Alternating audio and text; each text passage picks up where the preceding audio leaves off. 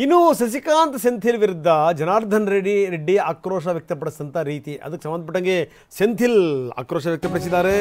ಇವರೇನು ಯಾರು ನನ್ನ ಮೇಲೆ ಈ ರೀತಿ ಆರೋಪ ಪ್ರತ್ಯಾರೋಪಗಳನ್ನು ಮಾಡ್ತಾ ಇದ್ದಾರೆ, ಯಾರು ಲೂಟಿ ಮಾಡಿ ಜೈಲಿಗೆ ಹೋದಂಥವರು ಅವರು ನನ್ನ ಮೇಲೆ ಈ ರೀತಿ ಆರೋಪಗಳನ್ನು ಮಾಡ್ತಾರೆ. ಇವರ ವಿರುದ್ಧ ಕಾನೂನು ಕ್ರಮ ಜರುಗಿಸ್ತೀನಿ. ಕರ್ನಾಟಕ ರಾಜ್ಯಕ್ಕೇ ಕಳಂಕ ತಂದಿರುವಂಥ ಒಬ್ಬ ವ್ಯಕ್ತಿ ನನ್ನ ಮೇಲೆ ಆರೋಪ ಮಾಡ್ತಾ ಇದ್ದಾರೆ ಅಂತಂದ್ರೆ ಸುಮ್ಮನಿರಕ್ಕಾಗಲ್ಲ. ರಾಜಕೀಯ ಪ್ರೇರಿತವಾಗಿ ನನ್ನ ಹೆಸರು ಹೇಳಿದ್ದಾರೆ, ಹೀಗಾಗಿ ನಾನು ಇವರ ವಿರುದ್ಧ ಮಾನನಷ್ಟ ಮೊಕದ್ದಮೆ ಹೂಡ್ತೀನಿ ಎಂದಿದ್ದಾರೆ ಸೆಂಥಿಲ್. ಈ ರೈಟ್ ವಿಂಗ್ ಪಾಲಿಟಿಕ್ಸ್ ಅನ್ನು ಎದುರಿಸಿ ನನ್ನ ಕೆಲಸವನ್ನು ನಾನು ರಾಜೀನಾಮೆ ಮಾಡಿ ಇವತ್ತು ಅವರನ್ನು ಇಡೀ ದೇಶದಲ್ಲಿ ನಾನು ಎದುರಿಸ್ತಾ ಇದ್ದೀನಿ.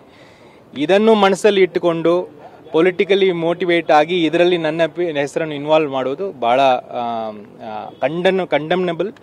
ಅದಕ್ಕೋಸ್ಕರ ಇವತ್ತು ನಾನು ಲೀಗಲ್ ಆಗಿ ಆ್ಯಕ್ಷನ್ ತಗೊಂಡಿದ್ದೀನಿ. ಗಂಗಾವತಿ MLA ಜನಾರ್ದನ್ ರೆಡ್ಡಿ ಅವರು ಯಾರು ನನ್ನ ಹೆಸರನ್ನು ತಗೊಂಡಿರೋರು ಅವರ ಮೇಲೆ ನಾನು ಈಗ ಕ್ರಿಮಿನಲ್ ಡಿಫಮೇಷನ್ ಅನ್ನು ಫೈಲ್ ಮಾಡಿದ್ದೀನಿ. ಕೋರ್ಟು ಕಾಗ್ನಿಸೆನ್ಸ್ ತಗೊಂಡಿದೆ, ಅವರಿಗೆ ನೋಟಿಸ್ ಹೋಗ್ತದೆ. ಅವರು ಈಗ ಕೋರ್ಟಿಗೆ ಬಂದು ಉತ್ತರ ಕೊಡಬೇಕಾಗ್ತದೆ ಯಾವ ಬೇಸಿಸ್ ಮೇಲೆ ಅವ್ರು ಮಾಡಿದ್ದಾರೆ ಅಂತ. ಮತ್ತು ಇದರಲ್ಲಿ ಎಲ್ಲೋ ಒಂದು ಕಡೆ ತಮಿಳುನಾಡು ಪಾಲಿಟಿಕ್ಸನ್ನು ಇಲ್ಲಿ ತಂದು ಪುಷ್ ಮಾಡ್ತಾ ಇದ್ದಾರೆ ಅಂತ ಥಿಂಕಿಂಗ್ ಕೂಡ ನನಗಿದೆ.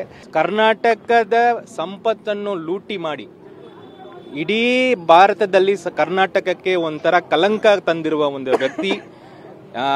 ಇನ್ನೂ ಕೂಡ ಸಾವಿರಾರು ವಿಷಯಗಳಲ್ಲಿ ಅವರ ಹೆಸರಿದೆ.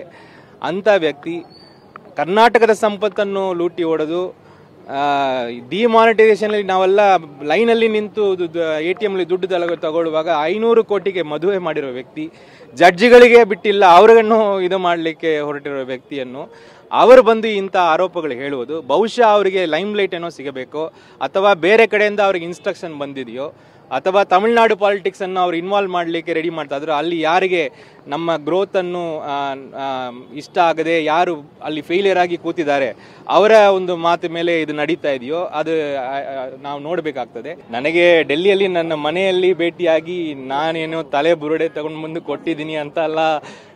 ನನಗೆ ಬಹುಶಃ ಇನ್ನೂ ಡೆಲ್ಲಿಯಲ್ಲಿ ಮನೆಯೇ ಕೊಟ್ಟಿಲ್ಲ.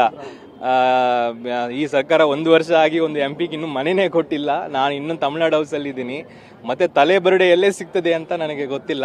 ಬಹುಶಃ ಜನಾರ್ದನ್ ರೆಡ್ಡಿಗೆ ಚೆನ್ನಾಗಿ ಗೊತ್ತಿರಬೇಕು. ಶಶಿಕಾಂತ್ ಸೆಂಥಿಲ್ ಬಹಳಷ್ಟು ಸಂಗತಿಗಳನ್ನು ಹೇಳಿದ್ದಾರೆ. ಅಂದರೆ ಈ ತಮಿಳುನಾಡಿನ ರಾಜಕೀಯವನ್ನು ಬೆರೆಸೋಕ್ಕೋಸ್ಕರ ರಾಜಕೀಯ ಪ್ರೇರಿತ ಹೇಳಿಕೆ ಕೊಟ್ಟಿದ್ದಾರೆ. ಅಲ್ಲಿ ಬಂದು ನಾವು ಗೆಲ್ತೀವಿ ಅಂತ ಹೇಳಿ ಸೋತು ಕೂತಿರುವಂಥ ಜನಗಳು ಯಾರ ಬಗ್ಗೆ ಈ ಮಾತನ್ನು ಹೇಳಿದರು? ಅಣ್ಣಾಮಲೈಯವರನ್ನ ದೃಷ್ಟಿಯಲ್ಲಿಟ್ಟುಕೊಂಡು ಸೆಂಥಿಲ್ ಈ ಮಾತನ್ನು ಹೇಳಿದ್ದಾರೆ. ಅಣ್ಣಾಮಲೈ ವಿರುದ್ಧನೇ ಸೆಂಥಿಲ್ ಪರೋಕ್ಷ ವಾಗ್ದಾಳಿ ಮಾಡಿರೋದು. ನಾನು ಬುರುಡೆ ಹಿಡ್ಕೊಂಡು ಓಡಾಡ್ತಿದ್ದೀನಿ ಅಂತಾರೆ. ತಮಿಳ್ನಾಡಿನಲ್ಲೊಬ್ಬರು ಮಾಜಿ IPS ಅಧಿಕಾರಿ ಇದ್ದಾರೆ, ಅವ್ರಿಗೆ ಬೇಗನೆ ಬುರುಡೆ ಸಿಗುತ್ತೆ, ನಮಗೆ ಸಿಗಲ್ಲ. ಇದು ಶಶಿಕಾಂತ್ ಸೆಂಥಿಲ್ ಹೇಳಿರೋದು. ನನಗೆ ಗೊತ್ತಿಲ್ಲ, ಅಂದರೆ ಏನೋ ಹೇಳ್ತಾ ಇದ್ದಾರೆ ನೀವು ತಮಿಳ್ನಾಡವರು, ಅವರು ತಮಿಳ್ನಾಡವರು. ಅಂದರೆ ಇನ್ನೊಬ್ಬ ಪೊಲೀಸ್ ಅಧಿಕಾರಿ ಕೂಡ ಇಲ್ಲಿ ತಮಿಳ್ನಾಡವರು ಇದ್ದರು. ಅವರೀಗ ನನಗೆ ಡೈರೆಕ್ಟಾಗಿ ಅಲ್ಲಿ ಅಪೋಸಿಷನ್ಲಿ ಕೂಡ ಇದ್ದಾರೆ.